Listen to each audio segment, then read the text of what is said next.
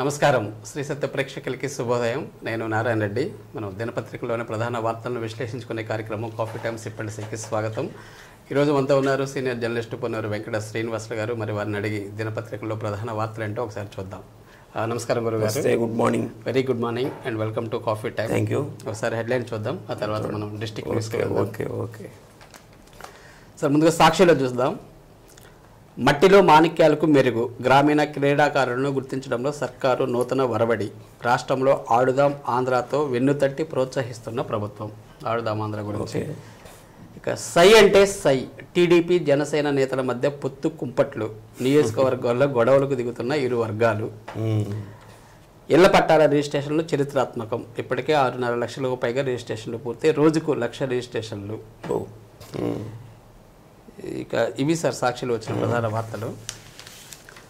ఈనాడులో చూస్తే పాత్రదారులకు శిక్ష, కుట్రదారులకు రక్ష, తిరుపతి లోక్సభ ఉప ఎన్నికల్లో దొంగ ఓట్ల సూత్రధారుల నిగ్గు తేల్చరా అని చెప్పేసి ఒక వార్త వచ్చింది. ఇక కొన్ని రోజుల్లో అన్ని నిర్ణయమైపోతాయి, ఏపీలో పొత్తులపై కేంద్ర హోంమంత్రి అమిత్ షా.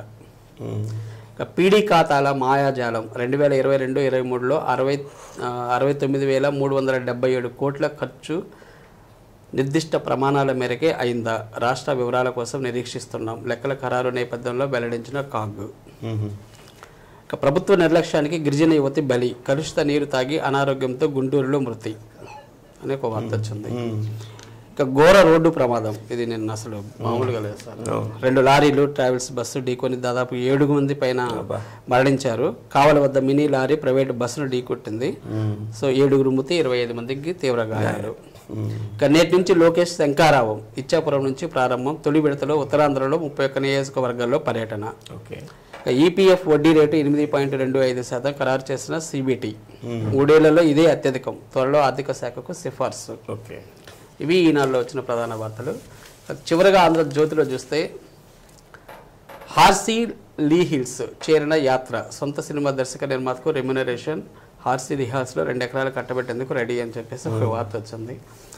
త్వరలో ఎన్డీఏలోకి కొత్త మిత్రులు, టీడీపీతో పొత్తుపై త్వరలో వెల్లడి, అమిత్ షా. ఇవి సార్ ప్రధాన వార్తలు. ఆంధ్రజ్యోతిలో కూడా సేమ్ వార్తలు రిపీట్ అయినాయి. అంతే. మన స్టేట్లోకి వస్తే అవి మన ప్రకాశం జిల్లా వార్తలు చూస్తే ఒక ఎన్నికల విధులకు బృందాలను నియమించాలని చెప్పేసి ఒక వార్త వచ్చింది సార్. ఎన్నికల సంఘం కూడా ఎన్నికల విధులు నిర్వహించేదానికి సన్నద్ధం అవుతుంది. అంటే ఏ సమయంలో మనకి ఎన్నికల కోడ్లో కూడా చెప్పలేనటువంటి పరిస్థితి, దాన్ని దృష్టిలో పెట్టుకొని ఇప్పటికే ఎన్నికల సంఘం ముఖేష్ కుమార్ మీనా గారు, రాష్ట్ర ఎన్నికల సంఘం ప్రధానాధికారి, ముఖ్య అధికారి, వారు ఇప్పటికే అన్ని జిల్లాల కలెక్టర్లతోటి అనేక సమావేశాలు కూడా నిర్వహించారు. నిన్న కూడా ఒక సమావేశం నిర్వహించి ముఖ్యంగా దీనికి సంబంధించినటువంటి సిబ్బంది, విధులు నిర్వహించేటువంటి సిబ్బంది ఎవరెవరిని నియమించారు, త్వరగా నియమించి వాళ్ళకి మళ్ళీ వెంటనే శిక్షణ కార్యక్రమాలు కూడా పూర్తి చేయాలని చెప్పి చెబుతున్నారు. దీంట్లో కూడా చాలా రకాల పోస్టులు ఉన్నాయి. అంటే మనకి ఇవన్నీ తెలియదు, ఎన్నికలు ఓటు వేసేవాళ్ళు తెలుసు, కానీ దాని వెనక ఎంతమంది సిబ్బంది ఉంటారో తెలియదు. ప్రత్యేక flying squad, statistics, VVT, VST, MCC, home voting. అంటే ఈ మధ్యలో హోమ్ ఓటింగ్ అని చెప్పి 80 ఏళ్ళు దాటినటువంటి వాళ్ళకు కూడా ఓటింగ్ సిస్టమ్ ఇచ్చారు. కాబట్టి దీనికి సంబంధించినటువంటి వాళ్ళ బృందాలని ఎంపిక చేశారా, ఎంపిక చేసి వారికి శిక్షణా తరగతులు పూర్తి చేశారా, ఎన్నికలకు ఎటువంటి ఆటంకాలు లేకుండా, ఎటువంటి ఇబ్బందులు లేకుండా నిష్పాక్షపాతంగా ఎన్నికలు నిర్వహించాలని చెప్పి వారు ముఖేష్ కుమార్ మీనా గారు కోరటం జరిగింది. అలానే ఈ ఎక్కడైతే రూట్ ఉంటాయో మనం బ్యాలెట్ పేపర్లు పంపించాలి, ఎన్నికలు అయిన తర్వాత మళ్ళీ వాటిని స్ట్రాంగ్ రూమ్లకు తీసుకురావాలి, వాటికి సంబంధించినటువంటి వివరాలు కూడా సేకరించారు. అయితే మన జిల్లాలో కొన్ని ప్రాంతాలకు బస్సులు వెళ్ళేటటువంటి అవకాశం లేదంట. ఈ అవకాశం లేనటువంటి ప్రాంతాలు ఎర్రగొండపాలెం నియోజకవర్గం దగ్గర పాలుట్ల, చెంచు కాలనీ, వీటికి బస్సు వెళ్ళేటటువంటి అవకాశం లేదు. కాబట్టి ఈ కమాండ్ కంట్రోల్ వాళ్ళు ఉంటారు కదా, వాళ్ళ ద్వారా ఈ సిబ్బందిని, ఈ మెటీరియల్ని, వాటన్నిటిని పంపించేటటువంటి ఏర్పాటు అయితే చేస్తున్నట్లు ఆ విషయాన్ని కూడా తెలియజేశారు. మొత్తం మీద జిల్లాలో అన్ని రకాలైనటువంటి ఏర్పాట్లు చేసినట్లు కలెక్టర్ గారు ఎన్నికల అధికారికి తెలియజేశారు. గమనించాల్సిందంటే ఇంకా బస్సు వెళ్ళని రూట్లు కూడా ఉన్నాయని అర్థం అవుతుంది ఇక్కడ. అవును. ఇక రావిపాటి సుశీల మృతి ఏంటి సార్? ఏమా రావిపాటి సుశీల గారు అంటే మనకు ఒంగోలులో కొంతమంది సీనియర్ డాక్టర్స్ ఉన్నారు.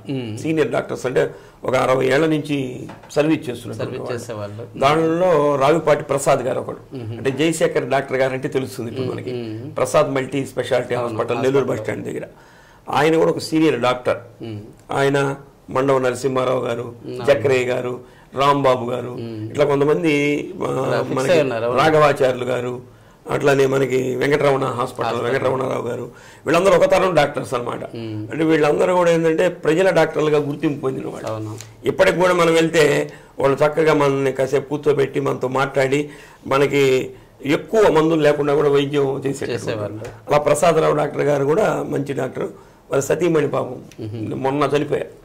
చనిపోతే వాళ్ళ పిల్లలు అమెరికాలో ఉన్నట్టున్నారు. వాళ్ళు రావటం ఈరోజు 10 గంటలకి అంత్యక్రియల కార్యక్రమాన్ని ఏర్పాటు చేస్తున్నట్లు కూడా తెలియజేశారు. కాబట్టి వాళ్ళ అభిమానం అంటే విశేషంగా ఉంటారు. చాలా మంది, వేల మంది, లక్షల మంది వీళ్ళ దగ్గర వైద్యం చేయించుకొని ఉంటారు. జయశేఖర్ గారు కూడా వచ్చిన తర్వాత వారు ఆర్థోపెటిక్ డాక్టర్గా ఆయన కూడా మంచి గుర్తింపు ఉంది. మనకి మన ఈ విలేకరులు వీళ్ళకి కూడా మంచి స్నేహపూర్వక వాతావరణంలో ఉంటారు. ఐఎంఏ ద్వారా కూడా సేవలు అందిస్తున్నటువంటి వ్యక్తి. కాబట్టి వారు ఈరోజు ఈ కార్యక్రమం 10 గంటలకు జరుగుతుంది. కాబట్టి దీన్ని పాల్గొనవలసిందిగా కోరుతున్నారు. అంటే మన వాళ్ళు ఎవరన్నా చూడాలనుకున్న వాళ్ళు చూడొచ్చు, వెళ్ళి అభిమానులు ఉంటారు కదా. ఓకే సార్, ఇక బాలినేని చేసిన మేలు మరువలేనిది ఏంటి సార్? ఇది ఆర్యవైశ్య ఆరామక్షేత్రం అనేది ఒకటి ఏర్పాటు చేశారు. ఆర్యవైశ్యుల కోసం ప్రత్యేకంగా. అంటే ఈ ఆర్యవైశ్యులకు సంబంధించి ఆల్రెడీ మనకి రంగారెడ్డి చెరువు వెనక వైపు ఒకటి ఉంది చిన్నది. అయినా కానీ ఆర్యవైశ్యులు జనాభా ఎక్కువ మన ఒంగోలులో. చాలా మంది అంటే డబ్బులు ఉన్నటువంటి వాళ్ళు ఉన్నారు, షాపుల్లో పనిచేసుకొని జీవించే వాళ్ళు కూడా ఉన్నారు. అంటే రెంట్ హౌసెస్ లో ఉంటారు, సొంత ఇల్లు లేని వాళ్ళు. వాళ్ళకేంటంటే ఎవరన్నా చనిపోయినప్పుడు ఇబ్బంది, ఎవరు చనిపోయినటువంటి బాడీని ఇంటికి తీసుకురానికి లేదు, అక్కడ వాళ్ళు కర్మకాండాలు చేసుకోవడానికి కూడా వీలు పట్టదు. ఈ సందర్భంలో బాలినేని శ్రీనివాసరెడ్డి గారిని ఆర్యవైశ్యులు అందరూ అడగటం, ఈ గోరంట్ల మల్టీప్లెక్స్ ఉంది కదా, దాని పక్కన 75 గదుల స్థలాన్ని ఇప్పించారు. అది హార్ట్ ఆఫ్ ది టౌన్ ఒక రకంగా చెప్పాలంటే ఇప్పుడున్నటువంటి పరిస్థితుల్లో. గతంలో ఊరి చివర శ్మశానం ఉండేది అక్కడ, కానీ ఇప్పుడు అది హార్ట్ ఆఫ్ ది టౌన్ అయిపోయింది. అది 5 కోట్ల రూపాయలు విలువ చేస్తుంది అక్కడ. దానికి సంబంధించినటువంటి స్థలాన్ని వారు ఇప్పించడం, దాన్ని ఆర్యవైశ్యులందరూ కూడా వెంటనే నిర్మించేశారు. 11 నెలల కాలంలో నిర్మించారు దాన్ని. ఈరోజు బాలినేని శ్రీనివాసరెడ్డి గారు దాన్ని ప్రారంభించేదానికి వారు నిన్న ఒంగోలు కూడా వచ్చారు. ఈ కార్యక్రమంలో వారు పాల్గొంటారు. కాబట్టి బాలినేని శ్రీనివాసరెడ్డి గారు చేసినటువంటి సేవల్ని మేము మరవలేం అన్నటువంటి విషయాన్ని కూడా చెప్తున్నారు. అలానే మనకి గోశాల ఉంది. ఈ గోశాల ఉంటే గోశాల పక్కన జీవీఎస్ హై స్కూల్ అని చెప్పి ఒకటి ఉండేది. ఆ జీవీఎస్ హై స్కూల్ స్థలం కూడా గోశాలతో మరి ఏదో మొత్తానికి వాళ్ళిద్దరికి మధ్య కూడా వివాదం నడుస్తుంది. ఈ మధ్య కాలంలో ఎయిడెడ్ స్కూల్స్ అన్నింటిని కూడా ప్రభుత్వ స్కూల్స్ లో ఇచ్చేశారు కదా, విలీనం చేసినటువంటి సందర్భంలో ఆ స్కూల్ గ్రౌండ్ ను కూడా బాలినేని శ్రీనివాసరెడ్డి గారు వారితో మాట్లాడి గోశాలకు ఇప్పించారు. అలానే ఇక్కడ రోసయ్య గారి విగ్రహం ఏర్పాట్లు చేశారు. కాబట్టి ఇవన్నీ ఆర్యవైశ్యులకి కావాల్సినటువంటి అన్ని రకాలైనటువంటి ఏర్పాట్లు బాలినేని శ్రీనివాసరెడ్డి గారు చేస్తున్నారు. కాబట్టి వారికి మేము రుణపడి ఉంటామని చెప్పి నేను ఆర్యవైశ్య నాయకులందరూ కూడా చెప్పడం. బీసీలకు కూడా కేటాయించారు కదా, రంగారెడ్డి చెరువు దగ్గర చాలా ఉన్నాయి. బ్రాహ్మణులకు సంబంధించి ఉంది, క్షత్రియులకు ఉంది, అలానే బీసీలకు సంబంధించి ఉంది, అలానే అన్ని కులాల వారికి సంబంధించింది కూడా ఒకటి ఉంది. అది బెస్ట్. అది అన్ని కులాల వారికి మనకి ఏకేవికే కాలేజీ ఎదురుగా అన్ని కులాల వారికి సంబంధించిన ఆరామక్షేత్రం ఒకటి కట్టారు అంజీ రోడ్లో. అది పట్టణ అభివృద్ధి సమితి అని కొండల రాయుడు గారు, ఆళ్ల వెంకటేశ్వర్లు గారు వీళ్ళ ఆధ్వర్యంలో, హనుమారెడ్డి గారు వీళ్ళ ఆధ్వర్యంలో ఒక పెద్దది కట్టారు. అలాంటిది ఉండాలి ఉమ్మడిగా. ఉంటే అందరూ ఎవరైనా సరే దాంట్లో ప్రతి పేదవాళ్ళు దాన్ని ఉపయోగించుకోవడానికి అవకాశం ఉంటుంది. ఏదేమైనా సరే ఈ మరణం అనేది పెద్ద సమస్య అయిపోయింది. ఇంకా ఈ మూఢనమ్మకాల్లోనే ప్రజలు ఉన్నారు. ఇంకా అలాంటిది ఏమీ లేదని చెబుతున్నా సరే ఎవరైనా ఈ బ్రాహ్మణులు ఉంటారు కదా చెప్పేవాళ్ళు, వాళ్ళు చెప్పినా సరే వెంటల్లా ఇదేదో మనకు అరిష్టం అన్నటువంటి జీర్ణించుకుపోయి ఎవరు కూడా దీన్ని యాక్సెప్ట్ చేయట్లేదు. ఇంకా ఎంత దరిద్రమైనటువంటి విషయం అంటే ఒక 5 కోట్ల రూపాయలు పెట్టి ఒక యజమాని ఇల్లు కట్టుకున్నాడు అనుకోండి, ఆయన చనిపోయినా సరే ఆయన బాడీని కూడా వాళ్ళ ఇంట్లో పెట్టటల్లా, రోడ్డు మీద టెంటేసి రోడ్డు మీద పెడుతున్నారు. ఇటువంటి మూఢ విశ్వాసంతో ఇంకా ప్రజలు ఉన్నారు. ఏదేమైనా కానీ ఆర్యవైశ్యుల కోసం బాలినేని శ్రీనివాసరెడ్డి గారు అది ఏర్పాటు చేసినందుకు వారి అభినందనలు తెలియజేస్తున్నారు. Okay sir. ఇక పీవీకి భారతరత్నపై బ్రాహ్మణ సంఘాలు హర్షం ప్రతి ఒక్కరు అందరూ ప్రతి తెలుగువాడు హర్షించాల్సినటువంటి విషయం. ఎందుకంటే కాంగ్రెస్ పార్టీలో ఒకానొక సందర్భంలో ఆయన రాజకీయ సన్యాసం చేశాడు. రాజకీయ సన్యాసం చేసి ఆయన విశ్రాంతి తీసుకున్నటువంటి సందర్భంలో ఈ భారతదేశాన్ని నడపగలిగినటువంటి సామర్థ్యం ఎవరున్నారని చెప్పి కాంగ్రెస్ పార్టీలో ఉద్దండులైనటువంటి రాజకీయ నాయకులు ఉన్నారు. ఆ రోజు జల్లెడ వేస్తే ఇటువంటి పరిస్థితుల్లో భారతదేశం అప్పుడు ఎక్కడ ఉంది, అట్టడుగు స్థితిలో ఉంది, ఆర్థిక పరిస్థితులు క్షీణించిపోయి ఉంది. అటువంటి తరుణంలో దీన్ని ఎవరు అపర చాణక్యుడిలాగా దీన్ని చేయగలడంటే పివి నరసింహారావు మాత్రమే చేయగలడు అని ఆయనని వెళ్ళి తీసుకుని వచ్చి ప్రధానమంత్రి పదవి మీద కూర్చోబెడితే మొట్టమొదటిసారిగా భారతదేశంలో 20వ శతాబ్దంలో ఆర్థిక సంస్కరణలు తీసుకొచ్చినటువంటి ఆర్థిక సంస్థల పితామహుడుగా పివి నరసింహారావు గారికి ఒక మంచి గుర్తింపు ఉంది. అయితే కాంగ్రెస్ గ్లోబలైజేషన్ జరిగింది అప్పుడే సార్ స్టార్టింగ్ దాన్ని అందిపుచ్చుకున్నాడు ఆయన. అందిపుచ్చుకొని మళ్ళీ భారతదేశాన్ని మళ్ళీ ప్రగతి రథ చక్రాల మీద పెట్టినటువంటి దార్శనికుడు. అటువంటి ఆయనకి ఆ కాంగ్రెస్ పార్టీలో అప్పుడు ఆయన చనిపోయినప్పుడు కానీ కొద్దిగా ఏదో కొంత అవమానం కూడా జరిగిన, డిస్టర్బెన్స్ కూడా వచ్చింది. ఢిల్లీలో కూడా ఆయనకి స్మృతి చిహ్నం ఏర్పాటు చేయాలంటే చేయకపోవటం, ఇవన్నీ ఉన్నటువంటి సందర్భంలో ఇప్పుడు మోడీ గారి ప్రభుత్వం వచ్చిన తర్వాత మోడీ గారు పివి నరసింహారావు యొక్క సేవల్ని గుర్తించి ఆయనకి భారతరత్న ఇవ్వడం అనేది ఒక విప్లవాత్మకమైనటువంటి నిర్ణయమే. ఎందుకంటే ఎవరు కూడా ఇంకొక పార్టీలో పనిచేసేటటువంటి వాళ్ళకి ఎవరు ప్రాధాన్యత ఇవ్వరు. అటువంటిది మోడీ గారు పివి నరసింహారావు గారికి ఇవ్వటం తెలుగు జాతి మొత్తం కూడా హర్షిస్తున్నటువంటి సందర్భం. ఈ కోటలు ఇంకా తెలుగు వాళ్ళు కూడా ఉన్నారు. మనకి ఎన్టీఆర్ కూడా ఇవ్వదగినటువంటి వాడు ఉన్నాడు, అలానే ఘంటసాల మాస్టర్ గారు కూడా ఇవ్వదగినటువంటి వాడు ఉన్నాడు. కాబట్టి ఒకటి స్టార్ట్ అయింది. కాబట్టి రాబోయేటటువంటి రోజుల్లో వీళ్ళందరూ కూడా వస్తుందని మనం ఆశిద్దాం. దీనికి సంబంధించి బ్రాహ్మణ సంఘాలు కూడా నిన్న పివి నరసింహారావు గారికి ఇవ్వటం, మోడీ గారికి కూడా అభినందనలు. పివి నరసింహారావు గారి యొక్క మృతికి చిహ్నంగా ఇది ఇవ్వడం అనేది, చనిపోయిన తర్వాత ఇవ్వడం అనేది కూడా ఒక పెద్ద గౌరవం. ఎప్పుడైనా కానీ అది గౌరవం అందరికి గుర్తుండిపోయే విషయం అది. ఇక అనిశ్చితికి తెర దేనికి సార్ ఇది? ఒంగోలు ఎస్పీగా పరమేశ్వర రెడ్డి గారిని నియమించారు తిరుపతి నుంచి. మన మల్లికా గారిని అక్కడికి ట్రాన్స్ఫర్ చేశారు, మన ఎస్పీ గారిని. అయితే ఆఖరి నిమిషంలో ఆమె రిలీవ్ అవుతుంది. రిలీవ్ అయ్యేటువంటి సందర్భంలో వీడ్కోలు సభ ఏర్పాటు చేసేటప్పుడు మళ్ళీ ఆగింది. ఇప్పుడు వారం నుంచి ఈ అనిశ్చితి కొనసాగుతున్న సందర్భంలో ఎట్టకేలకి పరమేశ్వర రెడ్డి గారిని ఇక్కడ ఎస్పీగా నియమించేటట్లు అవకాశం ఉందట. రేపు వారి బాధ్యతలు స్వీకరించడానికి అన్ని రకాలైనటువంటి ఏర్పాట్లు చేస్తున్నట్లు ఒక వార్త వస్తుంది.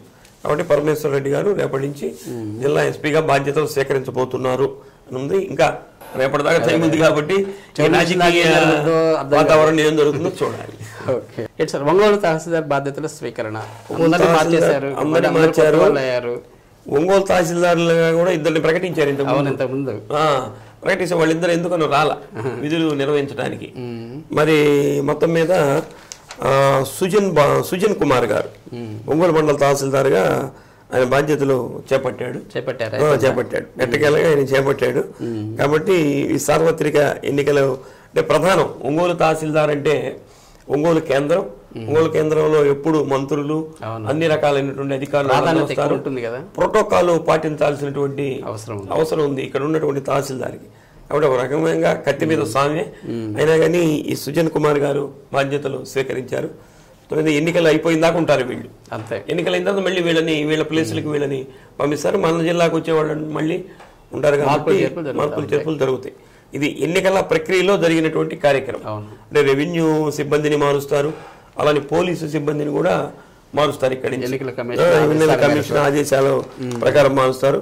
అలానే 10 మంది ఎస్ఐలను కూడా ఏదో మార్చినట్లు మళ్ళీ ఇంకొక వార్త కూడా ఉంది. 90% చేంజ్ అయిపోతారు.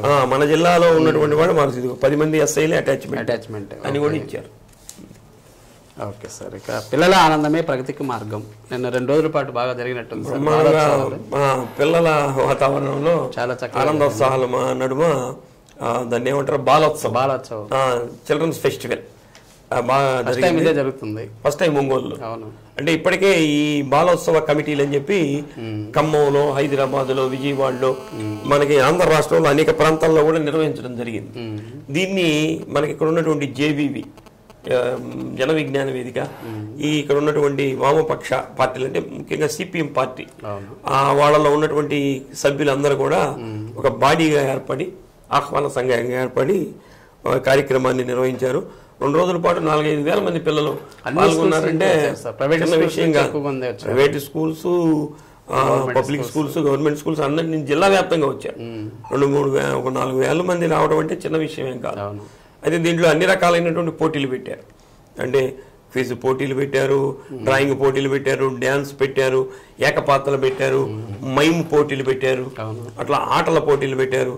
ఇంకా అంటే వామపక్ష భాగజాలం ఉన్నా సరే పద్యాల పోటీలు, శ్లోకాల పోటీలు, ఇవన్నీ కూడా దీనికి దానికి సంబంధం లేకుండా వాళ్ళలో ఉన్నటువంటి సృజనాత్మకతని బయటికి తీసేందుకు జానపద నృత్యాలు ఇవన్నీ కూడా ఏర్పాటు చేశారు. నిన్న మనకి ఈ ఎమ్మెల్సీగా విటపు బాలసుబ్రహ్మణ్యం గారు అనేక సార్లు మనకి ఈ ఉపాధ్యాయ ఎమ్మెల్సీగా బాధ్యత నిర్వహించారు. వారు రావటం జరిగింది. పిల్లల ఆనందమే ప్రగతికి మార్గం.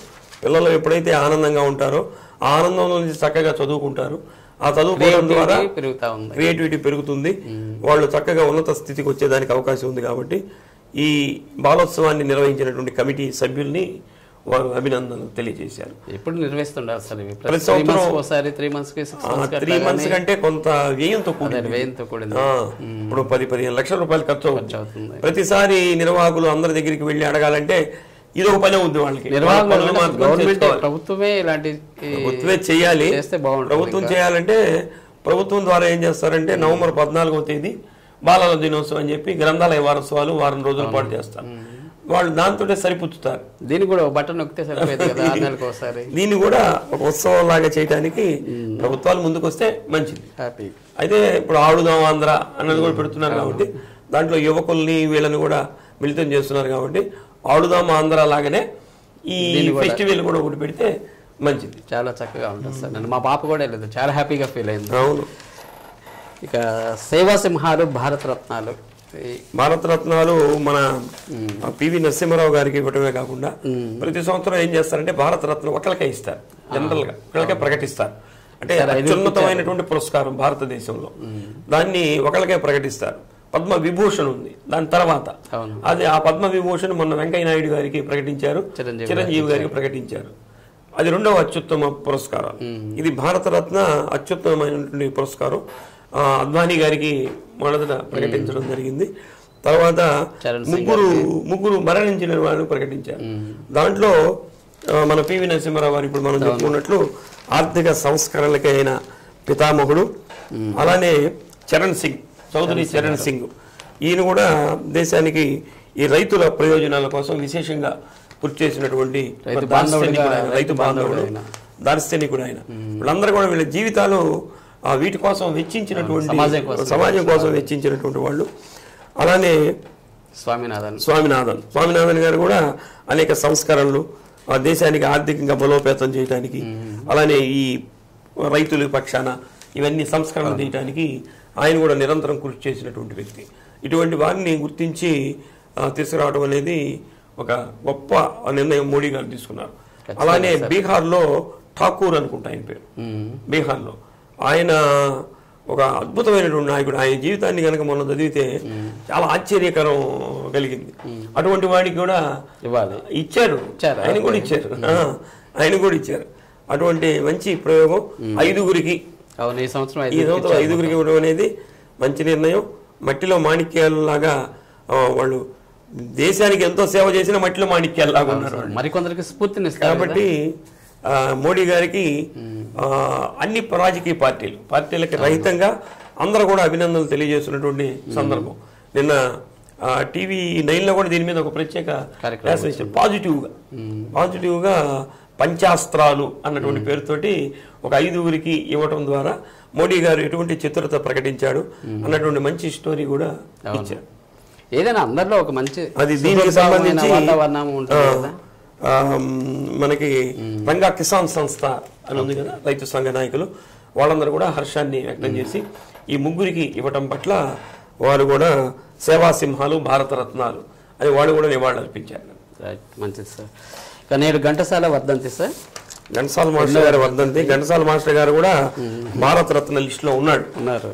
ఆయన కూడా సార్, ఎందుకంటే ప్రతిరోజు ఉదయం లేస్తానే ఆయన అభిమానులు అందరూ కూడా ఘంటసాల మాస్టర్ గారి శత జయంతి జరుగుతుంది. ఎన్టీఆర్ శత జయంతి కూడా దాటిపోయింది, అంటే 101వ సంవత్సరంలో వచ్చేసారు. ఇవాళనే డిమాండ్ అయితే ఉంది, పరిశీలనలో కూడా ఉంది. గతంలో వెంకయ్య నాయుడు గారు చెప్పారు, అలానే బీజేపీ నాయకులు కొంతమంది కూడా చెప్పడం జరిగింది. అయితే ఇంకా దానికంటే ప్రాధాన్యత ఉన్నటువంటి వ్యక్తులు ముందున్నారు కాబట్టి తప్పనిసరిగా వచ్చేదానికి అవకాశం ఉంది. ఈరోజు ఘంటసాల మాస్టర్ గారి వర్ధంతి, అంటే ఫిబ్రవరి 11వ తేదీ, డిసెంబర్ 4వ తేదీ ఆయన జయంతి. అంటే నిన్న డిసెంబర్ 4వ తేదీ 101వ జయంతి వచ్చింది. ఇప్పుడేమో వర్ధంతి జరుగుతుంది. ఈ రోజు మనకి వర్ధంతి సందర్భంగా సివిఎన్ రీడింగ్ రూమ్ లో ఘంటసాల మాస్టర్ గారి విగ్రహం ఉంది. దానికి పాలాభిషేకం, పుష్పాభిషేకం ఇవన్నీ చేయడానికి కూడా వాళ్ళ అభిమానులు ఎవరైతే ఉన్నారో వాళ్ళు సంసిద్ధులు అవుతున్నారు. ఇప్పుడు మనకి ఒంగోలు ఎలా ఉందంటే ఘంటసాల మాస్టర్ గారి పాట కచేరీ ప్రతి ఆదివారం సివిఎన్ రీడింగ్ రూమ్ లో జరుగుతుంది.